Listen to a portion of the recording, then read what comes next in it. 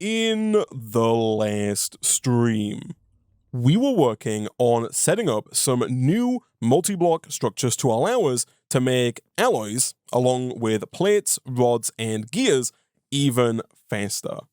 And since the end of the last episode, I've done quite a bit of work around the base. The first thing that I've done is I've added a new platform over here, and I have set up two more of these mega metal presses. So we have this one over here. This is the electrode alloyer, and this is going to be used to make all of our alloys going forward. One annoying thing that I did find out between episodes, because I was trying to set up the automation for this, you'll see in here, I did go through and teach this crafting interface how to make basically all of the alloys that I think we're going to need. So it knows how to make bronze, invar, constantan, electrum, tough alloy, magnesium dibride, and ferroboron alloy. We'll get to those last three today because we're going to start working on nuclear craft fission. But I was hoping to automate modularium. But for some reason, modularium cannot be made in the mega metal press. You can make it in the alloy kiln, you can make it in the induction smelter, you can make it in the alloy furnace, but for some reason in this pack, you cannot make it in the mega metal press. And so unfortunately, we are going to have to keep the old induction smelter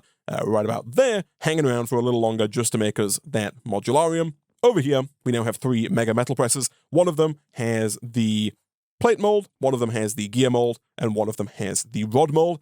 Right now, the only thing that we've taught is the iron plates. We did this at the end of the last episode, and so right now the iron plates are being made, and they're being requested over here. You'll see this drawer is now full, and that is, of course, for our logistics research. Speaking of which, we are doing pretty well on logistics research. We're at 110x64. We're also full up on mechanics research, 64x64. And then we're doing okay on these two. And of course, we're not making any plastic whatsoever because of the fact that in the last episode, we did disconnect this plastic drawer from the rest of the system to make sure that when we start working on setting up a fission reactor, we have all of the plastic that we need to actually make that fission reactor a reality, and we're not waiting for this very, very slow process to make a little bit of plastic for us. We've also got a decent amount of lithium, boron, and magnesium now. All of those are coming in quite nicely from the Creeper data model over there. And the only thing missing here is a few more of the item interfaces to actually give the system access to these ingots. So 1, 2, and 3, and then we'll connect those up with a little bit of cable here, here, and here. Speaking of processing ores, though, all the way over here, it turns out we do need more ore processing infrastructure, because right now we do not have any uranium, and we also don't have any thorium processing. I don't know if we actually need thorium. Looking through the rest of the quests, I'm not quite sure if thorium is actually going to be required, but we do definitely need uranium, and right now there is no space left on any of our ore processing line here for uranium to slide into, and so I've gone ahead and basically duplicated this setup over here. It's the exact same as before. We got the crusher, we got the induction smelter, the pulverizer, and the upgraded redstone furnace. Right now, you'll notice there's a big old hole in the floor. The reason for that is that I think the easiest way for us to get this induction smelter online is going to be to just run an item conduit all the way from here, because this, of course, allows us to insert and extract the cinnabar to allow us to actually process ores in the induction smelter. I contemplated connecting it up to the integrated dynamic system and then using like an exporter of some kind, but I didn't think that was going to work as well. And although this is an extremely janky solution, it's not that far, and these item conduits are surprisingly cheap, and there aren't really any item conduits over on this side of the base anywhere. And so if we just quickly do something like this, we should then be able to grab our conduit probe and then just quickly copy and paste the conduit settings to allow both of these induction smelters here to receive the cinnabar and then send back the rich slag once they're done processing that cinnabar. And all we need for that, of course, is the conduit probe. And then over here, we can just go ahead and then shift right click on this conduit to copy the settings, and then back over here, we can just right-click on both of the item conduits here and here, and we should start to see those fill up with rich slag slowly but surely, and then once we have uranium, we can just send it there, and it should get processed. So, in terms of actually getting the uranium, we do have one uranium ore in the system, and as per usual, we are going to want to grab our seismic reader to find our nearest patch of uranium, which I'm hoping is somewhat close by. It looks like there's some up to the north here. Again, not a lot, about 250 in the chunk at the max. There's also some down in the bottom left, like the southwest, which might be kind of just behind this area here, actually, which might not be a terrible place to go to get some uranium. Let me grab my scanner, and let's see. Is there any uranium here? No. It's probably easier if I get the seismic reader again, because we can see which chunk we're in, and we can see how far away we are from the nearest uranium-containing chunk. And it turns out that it's this one right here. Nice. It has uranium and thorium. So what we'll do is we'll throw down a miner here. I'm going to put down this treated wood plank just so I know which chunk to put the drill in. But I think we'll do something basically the same as what we've done over for platinum. We'll get like a little independent system going that can produce the platinum and then just send it back. So we'll do this kind of thing where we throw down a chest, throw down an interface, make sure that interface has a low priority, and then kind of hope that this doesn't happen because hopefully we've got enough space for it. Redstone is coming in there, which is interesting. One thing I did do but didn't mention in the last episode is I did finally upgrade the redstone drawer over here to a compacting drawer. And so now all the way over here, we can just drop our redstone in, and it is now accessible via the system, which means that now we don't have to keep crafting redstone blocks whenever we want to make stuff like the reinforced upgrade kits that we seem to make all the time. But yeah, let me quickly go and set up another electric drill here for uranium. All right, so not too long later, and we should now have, if I unlock this drawer, we should now have a setup that ideally is going to work here. Let me set the priority on this low. The reason I've gone with a 2x1 drawer instead of a chest is that the Twitch chat pointed out that if we put the thorium and the uranium in there, then nothing else will ever end up in there, right? So we can do this, we can do this, we can lock the drawer like this, and now only those two items are ever going to be in there. We don't really have to worry too much about the priority being low. Also, you do have to click save in order to lock in that priority. That is my bad. I keep forgetting that that is how that works, but this is working. We are getting uranium, and we should be able to now do what we've done before and throw down an item exporter over on this framed drawer over here, which is also not locked to uranium and thorium, but definitely should be. So let's take you, and then back over here, we'll do the exact same thing again. Like I said, I'm not too sure how much we're going to need the thorium, but we might as well process it just on the off chance that we do need it. Eventually, we are going to be able to make uranium automatically. To do that, we need to set up another infinity miner with the mining drones, which are used at a higher rate here, and some helium. Helium is the only thing we don't currently have. We can make helium collectors, which are kind of like the cobblestone generators. They will just generate helium constantly, but these are a little expensive, and these do actually require thorium. So this is maybe the one scenario in which it's quite possible we might need it, but even then, we can make this thorium-230 oxide, which is what you need to make this block of thorium, via uranium. And uranium-238 is an isotope of uranium that we are going to be working with today, because we are going to use the isotope separator, which I'll bookmark, to get both uranium-238 and uranium-235, because both of those are required in order to make LEU-235 fuel, this stuff right here. Bookmark that as well. And this, I think, is going to be the starter fuel that we use in order to get our fission reactor up and running. But real quick, let me get that item exporter. Let's throw that down. I was going to say on the top. Yeah, we'll do it on the top just for the sake of symmetry. Although I am going to do something like this, which is going to look a little bit worse, but should get the job done just fine. Like that. And then, boom. And this should already be set to extract. It is. Always active is on. This right here is set to insert. Fantastic. And so that should just work as soon as we put a variable card into export everything. Like that. Now, of course, this doesn't have power, and that's because Isaac of the past didn't do this. Of course, that only works if you turn the redstone signal off. Okay, cool. So that should work just fine. Hopefully, once the thorium is processed, we should see uranium as well. Fantastic. We'll then go ahead and lock that. And then you've seen this rigmarole before. We get 2 item filters, and we use those in the item conduits to move all of those shards automatically from this drawer into either this induction smelter here or this induction smelter here. We'll do uranium on the left. Boom, and boom. And then insert like that. And then we'll do thorium on the right. We'll go boom and boom. And then, of course, we'll make sure this is set to always active. And we should start to see things doing what they're supposed to do. I can't help but notice that there's no cinnabar making its way into here. Let me go quickly check on the cinnabar setup. I did make a few changes to this between streams. Right now, it's doing pretty well. We don't have that much slag, though. And that's because of a lack of power. But this is working again, so that's all fine. The change that I made here, by the way, is that I changed the way that the crafting of the magma blocks happens. So back over in here, previously, we were making one magma block at a time. Between streams, I've swapped the recipe to make 64 magma blocks at a time. So now, whenever this machine up here, the magma crucible, doesn't have 64 in, so as soon as it dips down to 63 like this, the system will then start to request that more magma blocks be made. Right now, I think the system probably has some backed up. It does, but as soon as we run out here, if we run out of these 20, and then it goes down to 63, another 64 will be requested, and I think this is a better system because the 64 can be made faster than this magma crucible uses them. One thing I do want to point out is that you can't do big bulk crafts with a crafting table. So initially what I tried to do is I tried to take this recipe.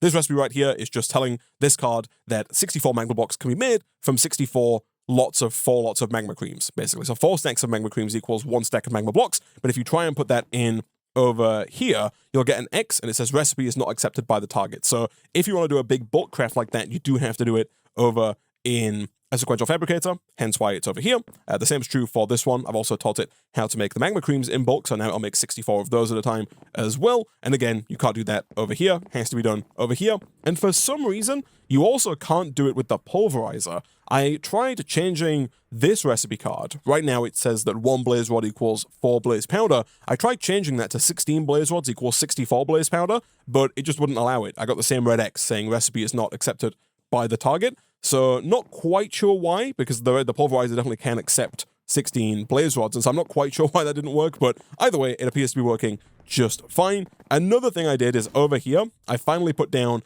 a kind of spare drawer with an item exporter on it. The idea here is that now this is set to crafting true, which means it's going to keep crafting those machine frames, and the idea with this is that I keep having to make new machines, and waiting for the system to make these machine frames is a little bit tedious. The system is not particularly fast at making them, mostly due to the fact that this guy over here is pretty slow, and it sends one batch at a time. So instead, what I've done is I've thrown down a drawer, put an exporter on it, and told it to basically craft up to a stack, because we do have a storage downgrade in here, of machine frames. The idea being that if I ever need a machine frame, I can just come over here and grab however many I need, and I don't have to wait, 15 minutes for the system to craft one for me. Anyway, now that that is done, we, first of all, need to work on getting this LEU-235 fuel, because without that, we're not going to be able to actually produce anything with our fission reactor. Like, we can build the fission reactor, but it needs fuel, right? And so this top line here is kind of going to walk us through it. The first thing we need is some uranium, which we should have if we do this, and we also do this just to make sure we don't back up on thorium. Also, while I'm here and before I forget, I am going to put another tier 5 storage upgrade and another void upgrade into this drawer right here, just to make sure that it continues working forever. For that, I am going to have to do something like this, and of course for that I do need more planks, which I never seem to have available when I want them, but that is fine. Boom, and then upgrade. Hit me with an upgrade template, a tier 5 storage upgrade, and a void upgrade. Nice, okay. And then we can go boom, and boom. Nice. So now that we have the uranium and the thorium, we do want to make sure, of course, that those are accessible by the system, and so we'll drop both of those down and connect all of that up to our main line. Over here, by the way, I just have a fairly small little capacitor bank down here that is providing power to these machines. So instead of running an energy conduit all the way along, which I guess I could have done in the same block as the item conduit, but essentially I just threw down a capacitor bank that has enough capacity. This can do 2,000 RF per tick, and so we have energy being exported here, and then it comes out and just gets distributed to all of these machines. And of course, if we wanted to, which I do want to, we could grab a facade, and then we can get some treated wood, and we can do something like this, and cover that up. Nice. But anyway, now that we have the uranium, we need to process that into LEU-235, this one right here. So to do that, we first need an isotope separator. The isotope separator is another machine from Nuclear Craft. I'm hoping, somewhat optimistically, that this uses less power than the electrolyzer. I think it does. To make it, we need 2 electric motors, which is easy enough, and then we need another machine chassis. This is one of those situations where either manually crafting or waiting for a machine frame would take a while, but we can just go and grab one from over here, and boom, we have that machine chassis, and we have the isotope separator. By default, this uses 1000 redstone flux per tick. That's pretty good. It's 4 times less than what the electrolyzer uses. And the idea here is that we can use this isotope separator to turn uranium into 2 uranium isotopes, specifically uranium-238 and tiny clumps of uranium-235. This is good because we are trying to make LEU-235. LEU-235 is made using uranium-238 and uranium-235, and you can craft uranium-235 from the tiny piles of uranium-235, the tiny clumps of uranium-235. So if we can get both of these set up via the isotope separator, we should then just be able to craft everything into this LEU-235 fuel, at which point we can then place that into a fission reactor, and that is going to generate power for us, and it's also, as a byproduct, going to produce depleted LEU-235 fuel, which is actually quite useful. So for this to work, we're going to need a couple of things. We're going to need, I think, a few more sequential fabricators. I'm going to go and request those real quick. We could use the workbenches, but I have a feeling that we're going to want things to be a fair bit faster than the workbenches can be, and so I will request 2 sequential fabricators. Before I do that, I might just quickly grab a couple of these and throw them in the system, and then if I quickly request 2 sequential fabricators, hopefully that just makes them a lot faster, because it doesn't have to manually request, again, that those machine frames be made, because the machine frames are far and away the slowest part of all of this. One other thing I could do, which I probably should do, is just put down another drawer, like this, and have the system kind of constantly making the steel mechanical components, because those, again, are the part that take the longest to happen. But either way, we're going to use 1 sequential fabricator here to craft the tiny clumps of uranium-235 into non-tiny clumps of uranium-235, basically doing this craft right here. And then we're going to use the other sequential fabricator to do this craft right here, craft the uranium-235 with all of the uranium-238. So I'm going to move this because I'm kind of thinking that this space in the middle is where we're going to have our fission reactor, or potentially even fission reactors if we get multiple of them. And so I think we'll do our uranium production over here. We'll start, of course, with that isotope separator.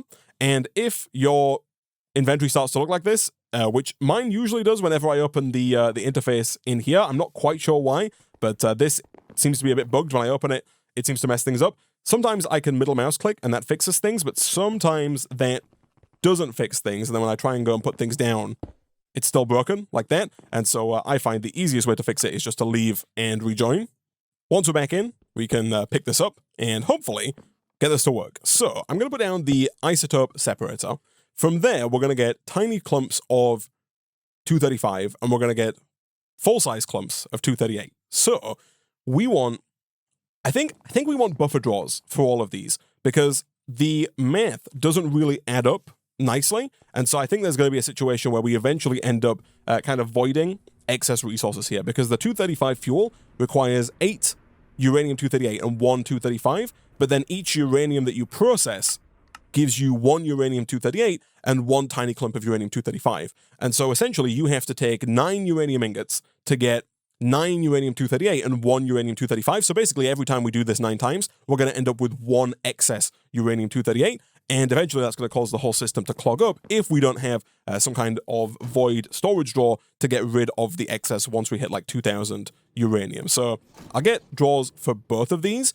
And I don't think, as we've seen before, that you can auto-eject from the isotope separator. I'm fairly certain that's not an option. You can set the output to the top, but then you can't actually set it to auto-eject. And so we are going to have to use like item conduits here, but that's fine. So we'll extract out, up, and into here, and we'll make this the uranium-238. Then, and I'm going to lock that as well to make sure nothing else goes in there. Then we want to extract the uranium-235 out into a different drawer. We'll put that drawer right about here. And again, we'll lock that. And that's going to be for the tiny clumps. Actually, this is where we want the sequential fabricator to be. And chat does make a good point, actually, that I did not consider. That is that the compacting drawer might not be a bad idea. If the compacting drawer does work with the tiny clumps of uranium-235, then we could potentially just do this, in that we insert the tiny clumps of uranium-235, and then we just extract the full-size clumps up and into 1 sequential fabricator, like that. And then, of course, we can extract from here over into here as well. As per usual, I do want to get a pattern validation augment to make sure that we don't end up with uranium-238 filling up all of the slots inside of the sequential fabricator. Boom. And then we can extract from there around into another drawer like that. You don't need to have a conduit here. The sequential fabricator can auto-eject, but I think it looks more symmetrical if we do use a conduit there, and then we'll rotate that, of course, to face forward, and that is going to be where the LEU-235 fuel ends up. And then we can extract it, of course, from there and send it around into one of our fission reactors. So let's see if we can't make this work. If we are going to make it work, we're going to need at least 2 energy exporters, one for the sequential fabricator and one for the isotope separator. I also have a feeling we're going to need a couple more speed and energy upgrades if we want this running at a decent speed, but we'll do this, and then we'll of course go ahead and connect all of this up with another one of our omnidirectional connectors, like so, and I'll get rid of this as well. And then up here, we just need to make sure that both of these have variable cards, and in here, I'm pretty sure that we can shift-click in the recipe for the LEU fuel. Nice. Over here, we of course need an item exporter as well on this isotope separator because we want to export the uranium. So we'll do this, and then uranium we do have. We'll go and grab 1 ingot of it over here, and we'll create a new item card for that uranium so that we can specify that we want it exported to the isotope separator. Like so. So that should receive uranium if the left side is set to input, which it is by default. Of course, if we want this to work, we do have to do something like this, which is what I was talking about earlier. It looks a little bit more janky than the alternative, but it does get the job done. I might end up reworking this wiring a little bit to make it look a little nicer, but now that's connected up, we should see uranium in here. We do indeed, and it's actually not too slow, although of course, if we swap this to 5,000 redstone flux per tick, and by this I of course mean this, then we can probably afford a couple of speed and energy upgrades to make this just that little bit faster.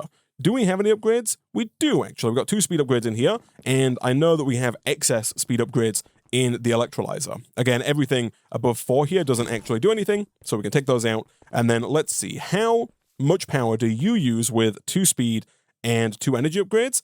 3,000 RF per tick. So I think there's probably room for like 1 more speed and energy upgrade in this isotope separator. I think if we tried to go to 4, it would probably breach the 5,000 RF per tick cap. Of course, if we really wanted to, we could look at adding a second energy exporter to the front or to the side or to the bottom to make this accept more power. And of course, by 3, I meant 4 here. So there's 5,000 RF per tick, which is perfect. So what we need to do now is we need to take the uranium-238, put you in up here, take the tiny clumps of uranium-235, put those in here. This does work, which is good. We'll lock that. And then what we're going to do is, I think we can just set this to extract, because I think that it's not able to insert the tiny clumps into here, so it's only going to extract the uranium-235. And then over here, it's kind of the same thing. We can set U to extract always active, U to extract always active, and then U to extract always active, and then just make sure that this and this are set to insert. And now that should kind of just work so long as the side and bottom are set to inputs there, and then the right is set to output for the LEU-235 fuel, and hopefully that's going to work. Did I set U to always active? I did. Did I set U to insert? I did not.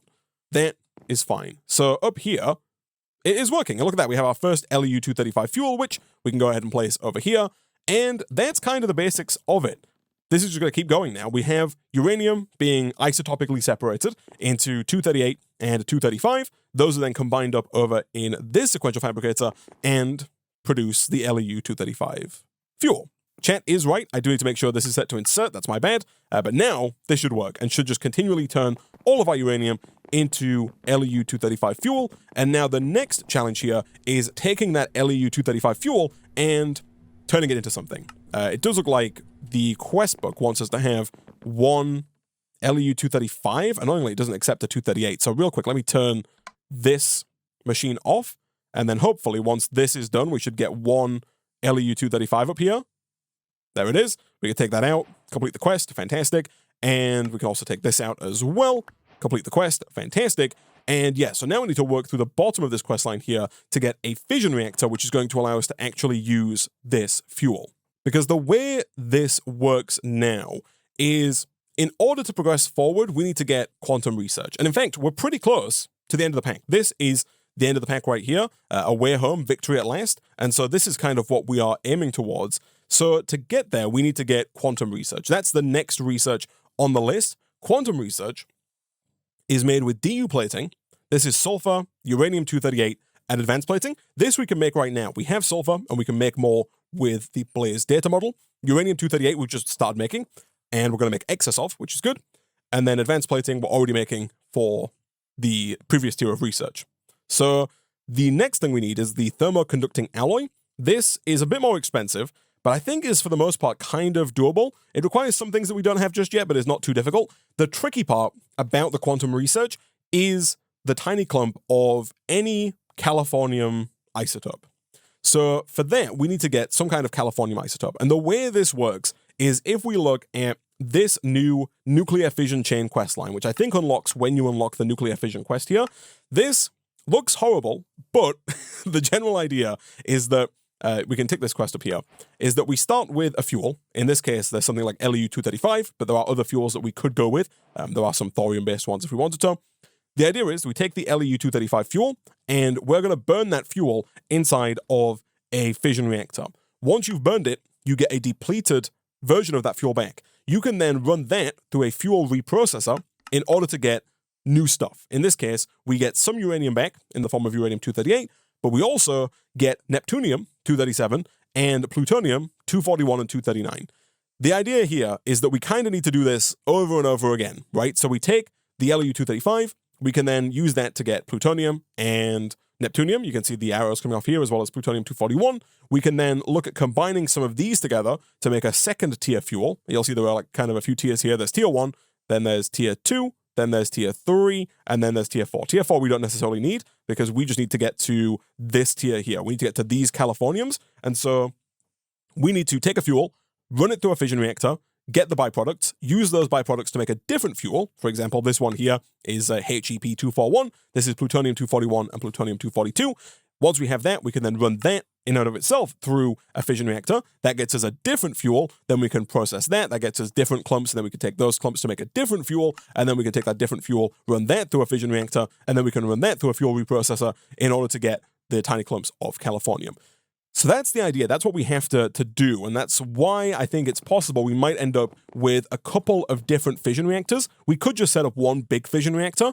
And if we were looking to just generate a large amount of power, that would probably be the best way forward. But in this pack, I think it's not really power that we're after from our fission reactor. It is speed of fuel usage. We want to build a reactor that specifically uses the fuel as fast as possible, even if that's not particularly efficient, because we need to take that depleted fuel and run it through potentially 3 more reactors. I think that's correct, right? We're going to take 1 here. So this is 1 reactor, 2 reactors, 3 reactors. So we need 3 reactors in total to process the different tiers of fuel, and then we can use that to produce the californium research, which is then going to unlock that quantum research for us.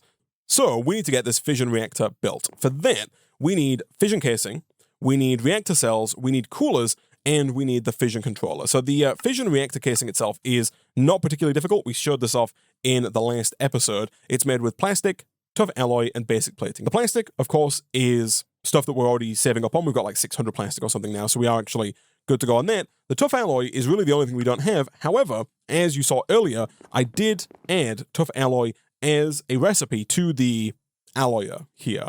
And so, essentially, if we take a look, tough alloy is an alloy between lithium and ferroboron is another alloy between boron and steel. And so, both of those have been taught here, the tough alloy and the ferroboron. There's also a magnesium dibride alloy. I think I showed that one off as well. In order to make the fission controller, we need magnesium dibride solenoids. They require those aforementioned magnesium dibride alloys, which again are magnesium and boron. Easy enough. Right now, I have not actually added the lists to these item exporters. So currently, this is not going to work. Like, this doesn't work at all at the moment. But what we can do is quickly clear out a bit of inventory space here. And then if we grab kind of all of the ingots required for all of these crafts, we can add some of them to this exporter and some of them to this exporter to make sure that the whole thing works. So I have jotted this down ahead of time. The ingots that we need are copper, we need iron, we need gold, we need silver, we need tin, we need magnesium, we need ferroboron, which we actually don't have yet, but we'll get that in a second. We need boron, we need lithium, we need nickel, and we need steel.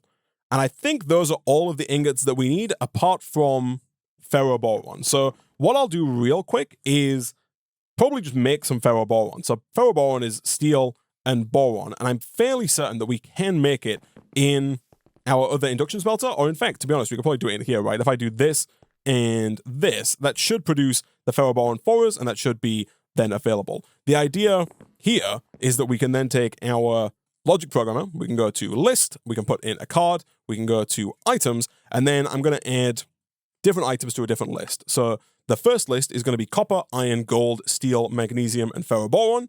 And the second one is going to be nickel, tin, silver, boron, and lithium. Okay, so I've created two lists here. I'm going to put one of those lists into this exporter right here, export items list. And then we're going to put the other one in over here, export items. And again, one of those, this one right here, is copper, iron, gold, steel, magnesium, and ferroboron. And then this one over here is nickel, tin, silver, boron, and lithium. And the idea here is that with those two list cards in that particular order, we can now create all of these alloys. Basically, we want to make sure that we don't have like two ingots on the same card that need to be in different areas, right? For example, in here, we are going to make bronze, which is copper and tin. So we want copper to go to one, tin to go to the other. It wouldn't work if copper and tin were both going to this side, right? So we couldn't have both copper and tin on this list. And so I've created these two lists so that there's no overlap and all of these alloys can be made. So now that all of those alloys can be made, we should be able to go and request some tough alloys. Now, there's a non-zero chance that when I open up this interface to go and request the tough alloys, that we might end up messing up our inventory again. No, we're okay. Sometimes the inventory does mess up though when that happens. Thankfully, it's okay for now. Those tough alloys shouldn't take too long to make. It is going to start, of course, by making the ferroboron. Actually, never mind. It looks like it is done. Perfect. All right, never mind. It's very, very fast, which is great. And so tough alloy we have, which means I think at this point we have basically everything to make a decent amount of reactor casing. And it's then really a question of how big we want to make our fission reactor. Let's take a little bit of plastic and let's see how much we can make. So plating, surprisingly, is our first big hurdle. I'm going to make like 2 stacks of plating here. And I think we'll start with maybe like a 5x5x5. And by 5x5, I do kind of mean 7x7. What I mean, though, is that we're going to do 1, 2, 3, 4, 5.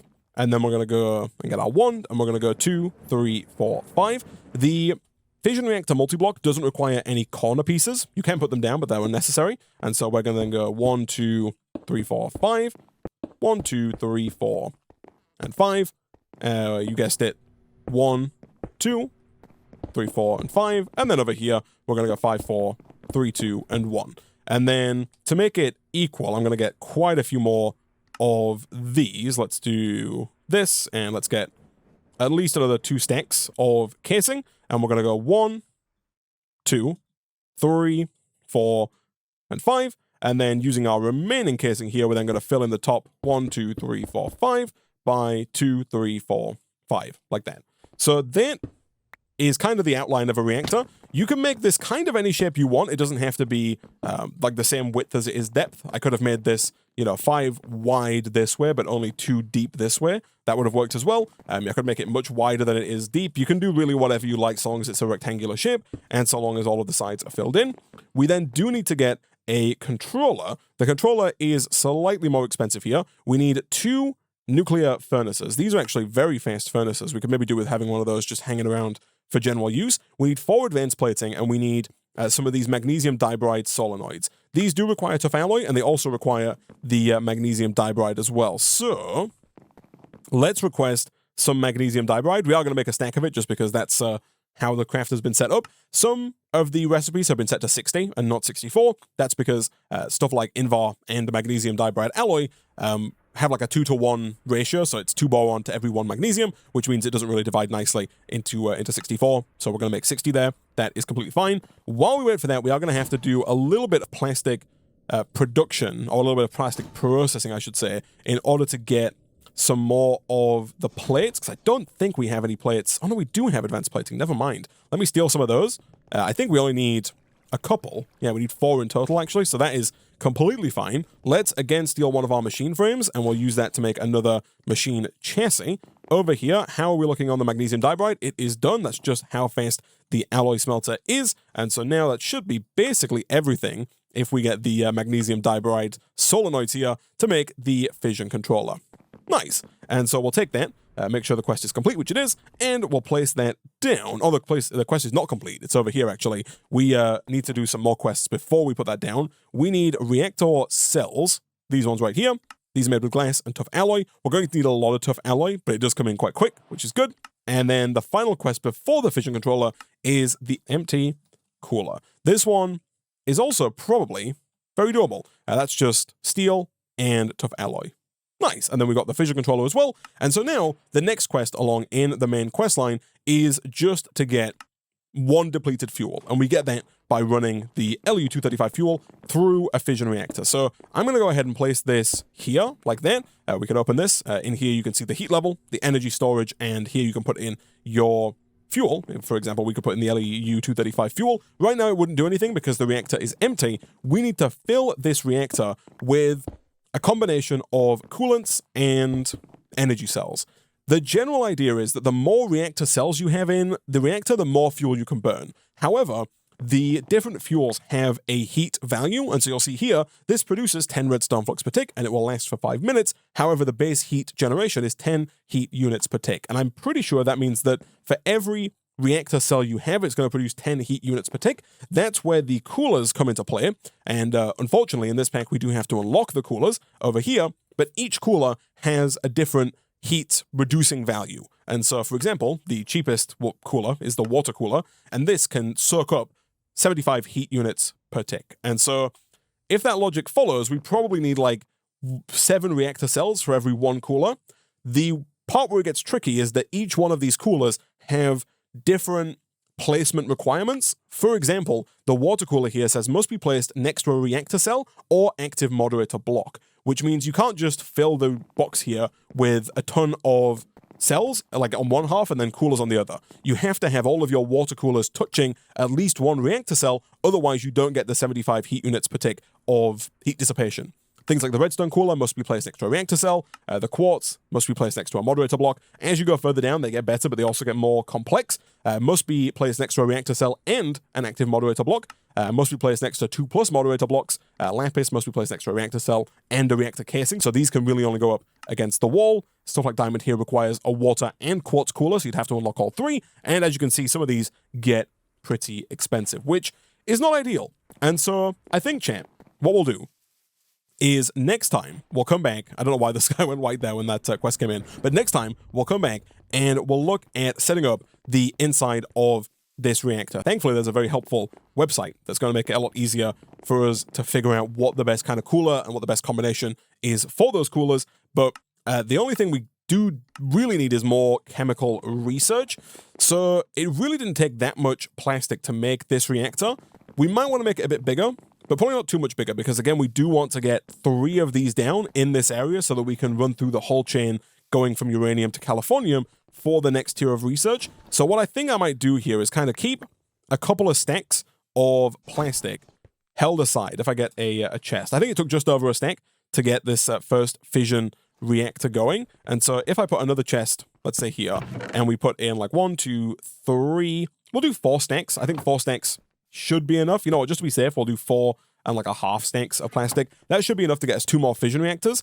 Back over here, we'll just reconnect this to the system, and that should hopefully start getting us even more chemical research, because right now we could probably afford like the water cooler, but we definitely couldn't afford really anything higher than that, and we certainly can't afford some of these super high tier ones. They require a lot of research. So let's get 1 more item interface, and let's drop that down, of course, right here, and that should hopefully start taking that plastic and distributing it between the compactor and the auto workbench. The auto workbench doesn't really need it. We are still back to our plastic rods, but the compactor here should start getting the job done and should start distributing the plastic to where it needs to go to get us more of that chemical research, and that backlog should hopefully get us a fairly decent amount of it fairly quickly for the next episode. So yeah, next time we'll come back, we'll get the fission reactor like actually up and running. We'll probably also get like 3 fission reactors up and running in the next episode once we've figured out how we want to set up the coolers and which coolers we want to unlock. And then once we've got kind of the whole chain up to Californium taken care of, then we kind of enter this section of the quest line that is kind of just endgame quests. We've got portal coolant research, just a lot of research. We've got portal frame research, it's a lot of research. We've got location probe research, you guessed it, it's a lot of research. And then we need to make some quantum probes, some multi-block based capsules, a bunch of different ingots, extreme alloys, lumium ingots, hot graphite ingots. Hot graphite is maybe a bit of a pain, but should be doable.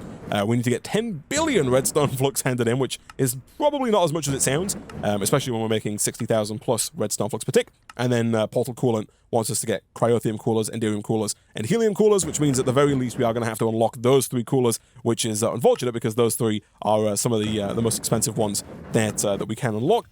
But we're not too far away, chat. And I think really it's just going to be a case of ramping up production on specific bits of research, which I don't think should be too difficult for us to do. Anyway, all of those are problems for future Isaac. For now, I'm going to go ahead and wrap up this episode of Feed the Factory there.